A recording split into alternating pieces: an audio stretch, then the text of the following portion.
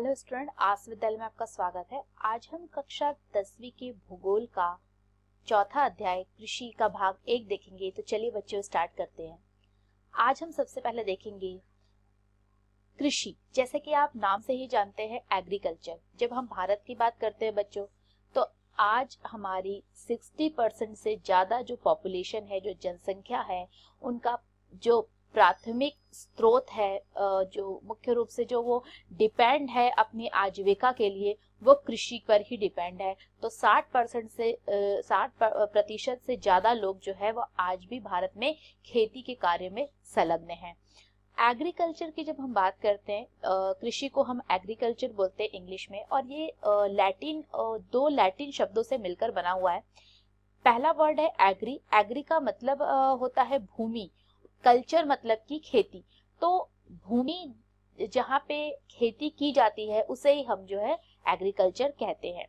आप जानते हैं कि भारत का मुख्य रूप से जो भारत की जो जनसंख्या है वो कृषि कार्यों पर संलग्न है और कृषि पर ही उनकी निर्भरता है, और इसीलिए कृषि को भारतीय अर्थव्यवस्था की रीढ़ की हड्डी भी कहा जाता है। कृषि की दृष्टि से भारत एक बहुत ही महत्वपूर्ण देश है और इसकी 2/3 जनसंख्या कृषि कार्यों में संलग्न है। तो हम देखते हैं कि भारत में 2/3 जो पॉपुलेशन है, जो जनसंख्या है, वो आज भी कृषि के कार्यों में ही संलग्न है। कृषि एक प्राथमिक क्रिया है जो हमारे लिए अधिकांश खाद्यान्न उत्पन्न करती है। हम जानते हैं कि इंडिया जो होता है वो फूड प्रोडक्शन में मतलब बहुत महत्वपूर्ण कंट्री है फूड प्रोडक्शन के लिए, और फूड प्रोडक्शन कहाँ से किया जा रहा है? खेती के द्वारा ही होता है।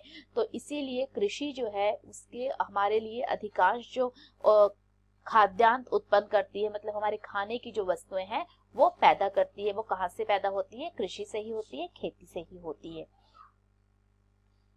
खाद्यान्नों के अतिरिक्त ऐसा नहीं है कि सिर्फ एक फूड प्रोडक्शन कृषि से हो रहा है, बल्कि इसके अतिरिक्त यह विभिन्न उद्योगों के लिए कच्चा माल भी पैदा करती है। बहुत सारी इंडस्ट्री के लिए रॉ मटेरियल की जरूरत होती है, और ये रॉ मटेरियल कहाँ से आता है? रॉ मटेरियल भी जो है वो कृषि से ही मिलता है।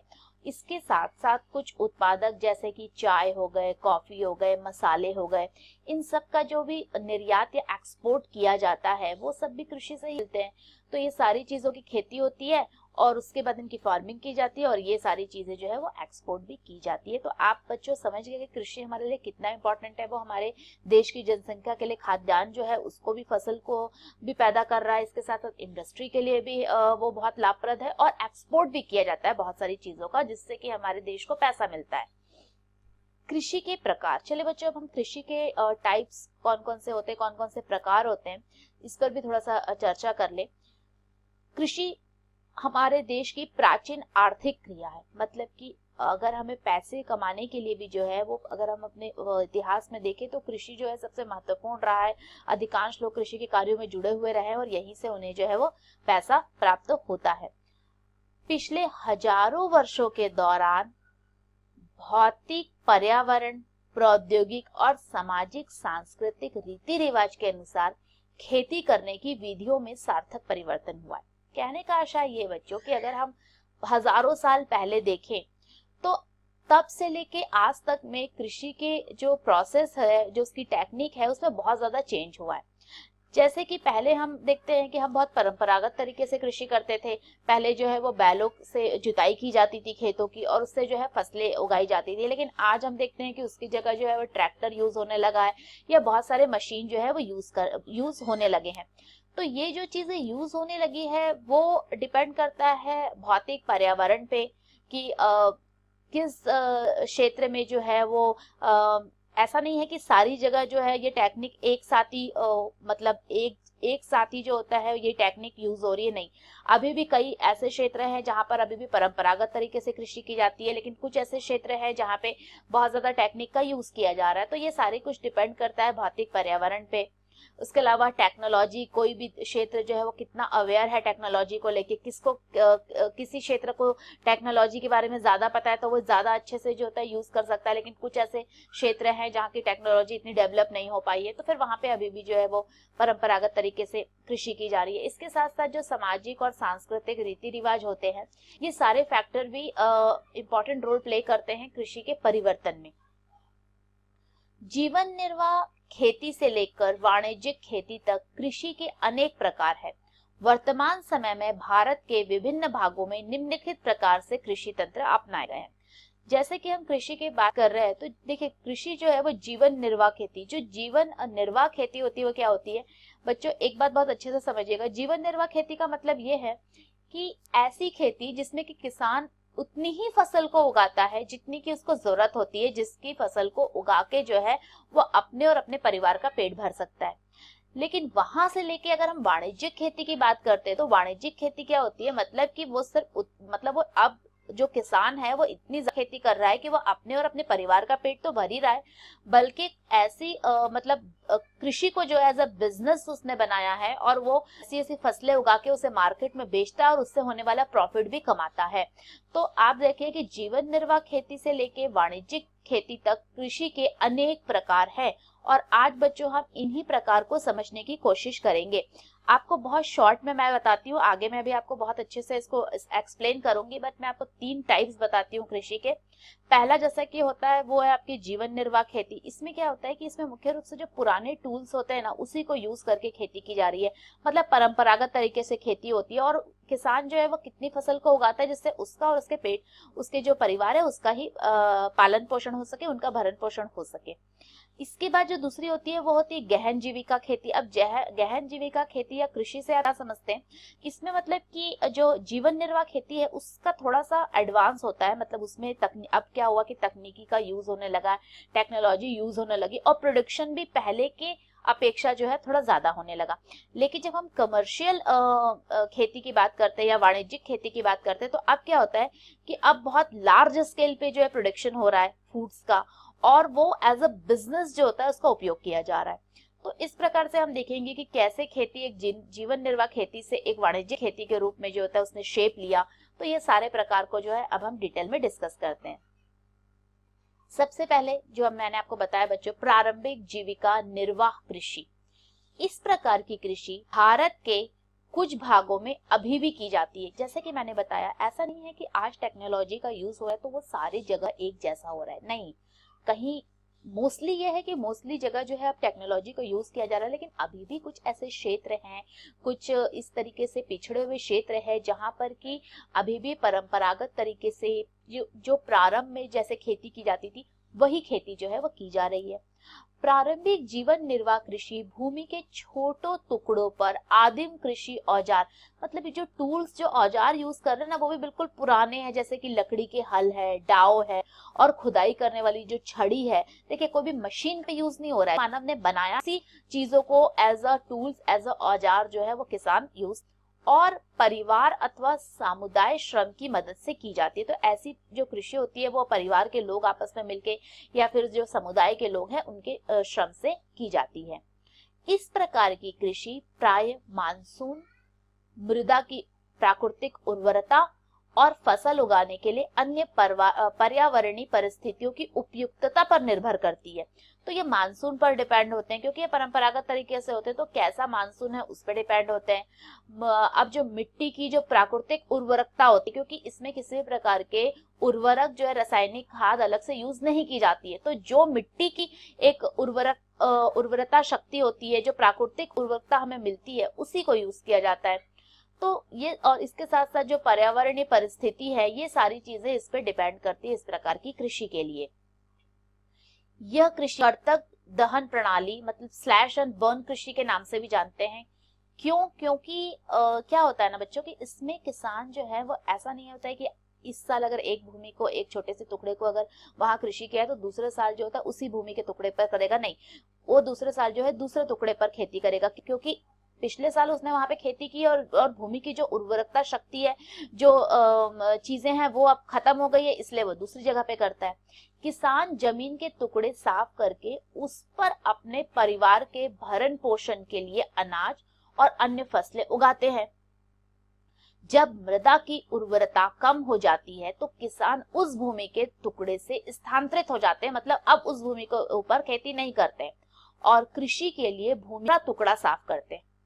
कृषि के इस प्रकार के स्थानांतरण से प्राकृतिक प्रक्रियाओं द्वारा मिट्टी की उर्वरता शक्ति बढ़ जाती है, चूंकि किसान उर्वरक अथवा अन्य आधुनिक तकनीक का प्रयोग अब नहीं करता, क्योंकि इस प्रकार की खेती में वो किसी भी तरह के उर्वरक या न्यू टेक्नोलॉजी का यूज नहीं कर रहा है, इसलिए इस प्रकार की कृषि में उत्पादकता कम होती है। देश के विभिन्न भागों में इस प्रकार की कृषि को विभिन्न नामों से जाना जाता है, तो यहाँ अलग अलग क्षेत्र में अलग अलग नाम है। आपको पता ही है कि इंडिया जो होता है उसमें इतनी डाइवर्सिटी, इतनी ज्यादा विभिन्नता है, इतना कल्चर है हमारे यहाँ कि यहाँ हर चीज के लिए जो एक ही चीज के हमारे अलग अलग क्षेत्रों में जाइए तो वो पहचान वही रहती है, लेकिन उसके नाम जो है वो बदल जाते हैं। जैसे कि हम देखें, अगर इसी कृषि की हम बात करते हैं तो जीवन निर्वाह कृषि को उत्तर पूर्वी राज्यों असम, मेघालय, मिजोरम और नागालैंड में इसे झूम कृषि के नाम से, आपने बहुत बार सुना होगा झूम कृषि, तो ये जो है यही कृषि होती है, तो झूम कृषि कहते हैं। मणिपुर में इसे पामलू और छत्तीसगढ़ के बस्तर जिले और अंडमान निकोबार द्वीप समूह में इसे दीपा कहा जाता है। देखिए एक ही चीज है लेकिन नाम अलग अलग है अलग अलग क्षेत्रों में जाके। दूसरी बात जो हम करते हैं सेकंड टाइप्स की, अगर हम बात करें कृषि के प्रकार की, तो वो होता है गहन जीविका कृषि। ये अभी जो हमने कृषि देखा उसका थोड़ा सा एडवांस रूप है। इस प्रकार की कृषि उन क्षेत्रों में की जाती है जहां भूमि पर जनसंख्या का दबाव अधिक होता है। यह श्रम गहन खेती है जहां अधिक उत्पादन के लिए अधिक मात्रा में जैव और रासायनिक निवेशों और सिंचाई का प्रयोग किया जाता है। देखिए अब जैव खाद्य का, रासायनिक खाद का भी प्रयोग हो रहा है और सिंचाई का भी अब यूज किया जा रहा है। भूस्वामित्व में विरासत के अधिकार के कारण पीढ़ी दर पीढ़ी जोतों का आकार छोटा और अलाभप्रद हो रहा है। आप जानते हैं क्योंकि अब भूमि में किसका कितना हिस्सा है, इसके जो है विरासत के आधार पर क्या हो रहा है, हर पीढ़ी, एक आने वाली जनरेशन से दूसरी जनरेशन में जब लोग जा रहे हैं तो जोत का आकार जो है वो और ज्यादा छोटा हो रहा है। वैकल्पिक रोजगार न होने के कारण सीमित भूमि से अधिकतम पैदावार लेने की कोशिश कर रहे हैं, क्योंकि उनके पास कोई और ऐसे ऑप्शनल एम्प्लॉयमेंट नहीं है, तो जिसके कारण वो कृषि पर ही डिपेंड है।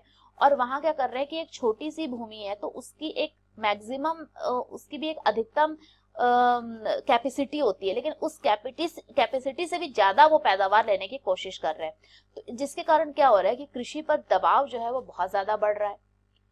अब हम तीसरी बात करेंगे वाणिज्यिक कृषि की, मतलब कॉमर्शियल एग्रीकल्चर की। इस प्रकार के कृषि के मुख्य लक्षण आधुनिक जैसे कि अधिक पैदावार देने वाले बीज, रासायनिक उर्वरक और कीटनाशकों के प्रयोग से उच्च पैदावार प्राप्त करना है। जैसे कि नाम से ये कॉमर्स मतलब कि बिजनेस, जब कृषि का इतने लार्ज स्केल पर उसका प्रोडक्शन किया जाए कि उसको एज ए बिजनेस यूज किया जाए तो उसे हम वाणिज्यिक कृषि के अंतर्गत रखेंगे। इसके तहत क्या हो रहा है कि ज्यादा से ज्यादा पैदावार के लिए जो अच्छे अच्छे बीज, उसके साथ रासायनिक उर्वरक का यूज किया जा रहा है, कीटनाशक का यूज किया जा रहा है, जिससे कि पैदावार जो है प्रोडक्शन को ज्यादा से ज्यादा प्राप्त किया जा सके।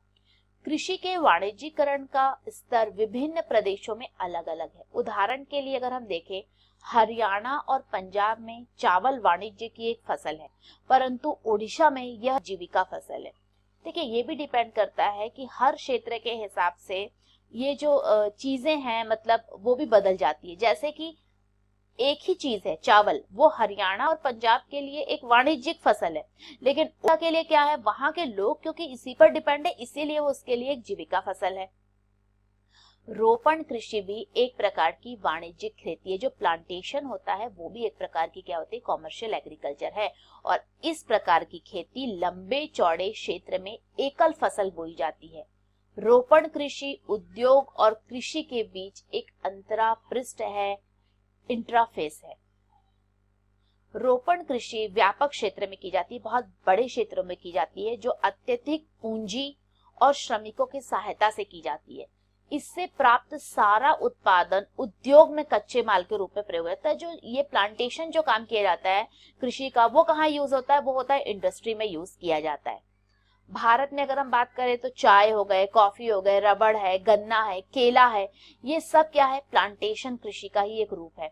असम में, उत्तरी बंगाल में चाय, कर्नाटक में कॉफी वहां की मुख्य रोपण फसल है, क्योंकि इनका प्लांटेशन वहां की डिमांड और उसके अनुसार होता है। चूंकि रोपण कृषि में उत्पादन जो प्रोडक्शन होता है वो सेल करने के लिए होता है, बिक्री करता है, इसलिए इसके विकास में परिवहन और संचार साधन से संबंधित जो उद्योग और बाजार जो है वो बहुत महत्वपूर्ण भूमिका अदा करते हैं, बहुत बहुत महत्वपूर्ण योगदान देते हैं। So what did we learn today? आज हमने क्या पढ़ा और क्या सीखा? बच्चों, आज ने भारतीय अर्थव्यवस्था की रीढ़ की हड्डी कहे जाने वाले एग्रीकल्चर को या कृषि को समझने का प्रयास किया। हमने देखा कि आज भी भारत में जो 2/3 लोग जो है, मतलब 60% लोग हैं, वो कृषि कार्य से जुड़े हुए हैं। और कृषि के कितने प्रकार होते हैं, इसको हमने समझने की कोशिश की कि किस तरीके से हम लोग जो है वो एक जीवन निर्वाह खेती से लेकर आज आधुनिक युग के वाणिज्यिक खेती तक आए हैं। तो इसके 3 प्रकार को हमने मुख्य रूप से समझा: जीवन निर्वाह खेती, दूसरा है गहन खेती और तीसरा है वाणिज्यिक खेती। और इन सभी बातों को आज हमने समझने का प्रयास किया।